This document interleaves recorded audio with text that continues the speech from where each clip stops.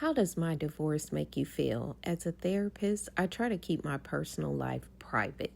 After my public split, that was no longer in my control. By Dr. Lily J.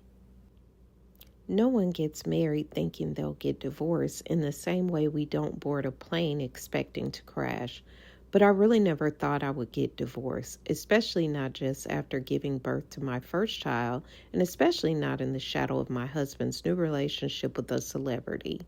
In this season of shock and mourning, over a year after the end of my marriage was made public, I deeply miss the life of invisibility I created for myself as a psychologist specializing in women's mental health.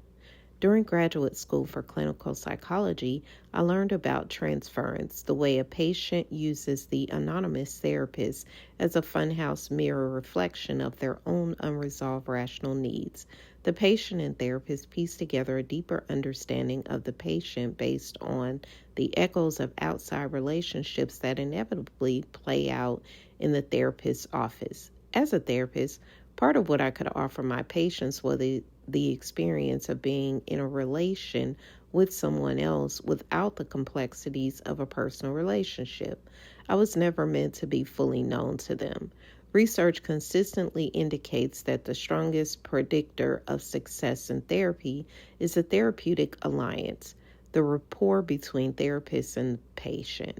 And traditionally, therapists rigorously protect this from our patients with clear boundaries. By reducing the white noise of personal information or self-disclosures, therapists provide patients with a unique opportunity to feel connected to another person by care alone. To be there in feelings and not in facts was the superpower I had always wanted. Periodically, my patients' imaginations and interpersonal needs would bump up against my own reality. Throughout my pregnancy, I worked as a psychologist at the Children's Hospital of Philadelphia, supporting women pregnant with babies facing severe or fatal diseases. I willed my healthy son, growing inside me, not to overhear these conversations, survival rates, palliative care, congenital anomaly. Please be okay, I tried to communicate to him.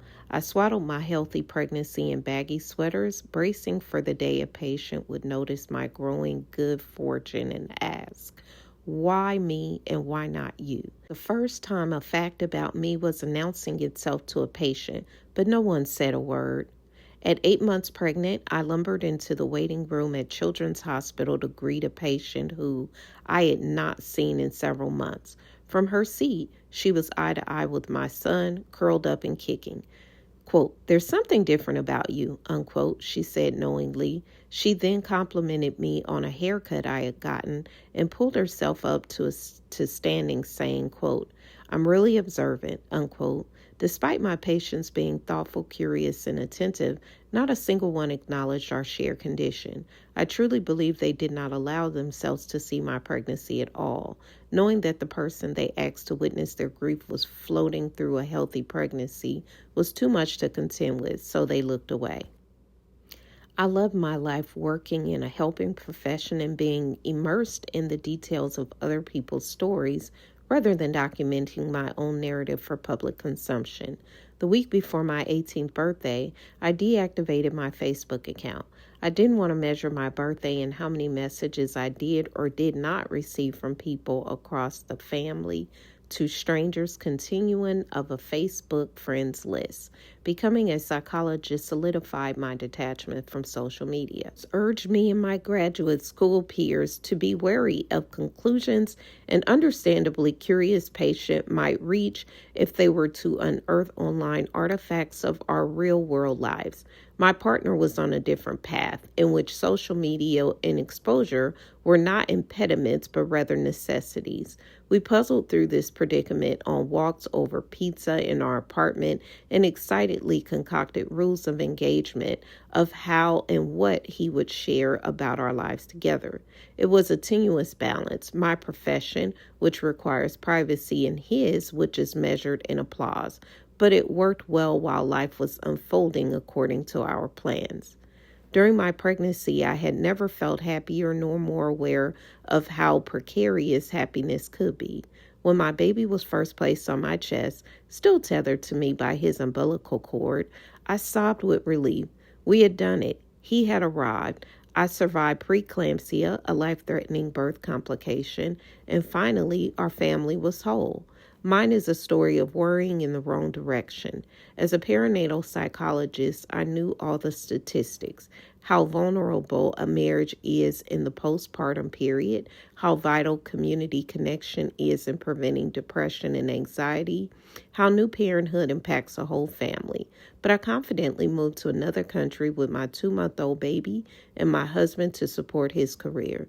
Consumed by the magic and mundanity of new motherhood, I didn't understand the growing distance between us.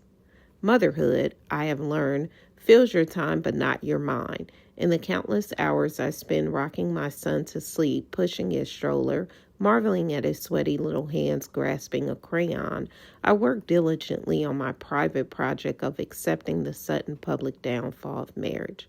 This, I tell myself, is nothing to be ashamed of and nothing to hide.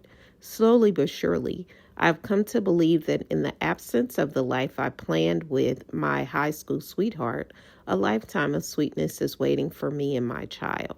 While our partnership has changed, our parenthood has not. Both of us fiercely love our son 100% of the time, regardless of how our parenting time is divided. As for me, days with my son are sunny. Days when I can't escape the promotion of a movie associated with the saddest days of my life are darker. Even as people from my past have reached out to say they saw my face in a tabloid, my patients have remained silent. Was some algorithmic or karmic force protecting my patients from seeing a tabloid drama in which I play the role of a voiceless ex-wife? Or did they know about my divorce and didn't know it's okay to tell me? Because of the clinical frame, that premise the psychologist makes to the patient to not make up emotional space, I don't explicitly share any part of myself until they've already found out by themselves. Recently, while eating muffins with my son at the Sunday farmers market, I locked eyes with a patient who was in treatment because of the grief of a miscarriage. It was her decision whether to discuss our in the wild encounter in my office the following Tuesday.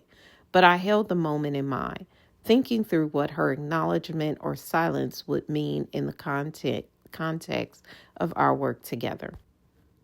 It's hard to measure an absence, and I can't say for sure how much my career has been impacted by what's out there online, but there have been hints along the way, like the job offer that dissolved without explanation after yet another tabloid news cycle, or the patient who scheduled a first appointment but seemingly vanishes. On my darker days, I rallied against unfairness of a public divorce, asking my therapist, we're all just Russian nesting doll of therapists supporting therapists. Who would trust a cardiologist who had a heart attack because they never got an EKG? Of course, I am not owed anything, whether it be a job or the privilege of being any given person's psychologist. Still, even as someone who spent years researching how people respond to ambiguity, I hate not knowing if the way my story has been told has impacted my opportunity to help others sort through their stories. I have the deeply human propensity to find evidence for my worries in the unknown.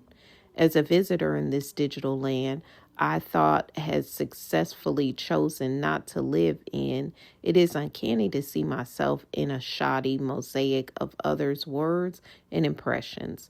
I've puzzled alone for nearly 2 years about what to say as someone who is, by personality and profession, equally allergic to being the center of attention and being erased. At the Children's Hospital, my invisibility was welcome protection from hard conversations for me and my patients.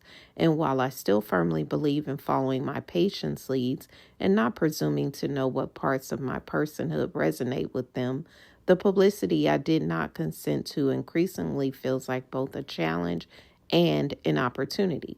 If I'm discovered as being vulnerable, perhaps it could be a point of connection rather than a clinical liability. My entire adult life, I feared that loss of control of postpartum depression would destroy me. One day in London, I looked up and found that they had both arrived, and I am okay. If I can't be invisible anymore, I may as well introduce myself. You know how a sponge is most effective at absorbing liquid when it already is a bit wet? Maybe we can think about my messy, not so personal life in that way. A dose of my own loss, rage, powerlessness, sadness that helps me hold yours. I cannot resolve the incongruity of a career in helping others prepare for the exquisite fragility and beauty of pregnancy and postpartum, and then having my own world upended. But I can start hearing myself when I tell patients that avoidance maintains fear. And maybe it's time to accept that I'm not unknown anymore. So consider this essay my message in a bottle sent out to sea to maybe wash up at my patient's feet someday. I'm sorry I can't be invisible anymore. Really, more than you know, I'm sorry. This information about me will rush in like water, filling all of the blank spaces where you could have, should have, would have imagined me to be whomever you needed. I hope this is okay. This psychologist of yours who had a window into her life pried open. Knowing what you know, I can say with both personal and professional authority, you are so much stronger than you assume. Some of what you love most about your partner was actually your own goodness reflected back to you. It's yours to keep and carry forward. I tell you and myself to let go of the worries. Our anxious minds are creative but not particularly good guessers about the future. If you want to or need to, we can acknowledge what you now know about me, and then we'll quickly work our way back to your story with a question that is a therapy classic for good reason. And how did that make you feel? Original story from New York linked in the description below.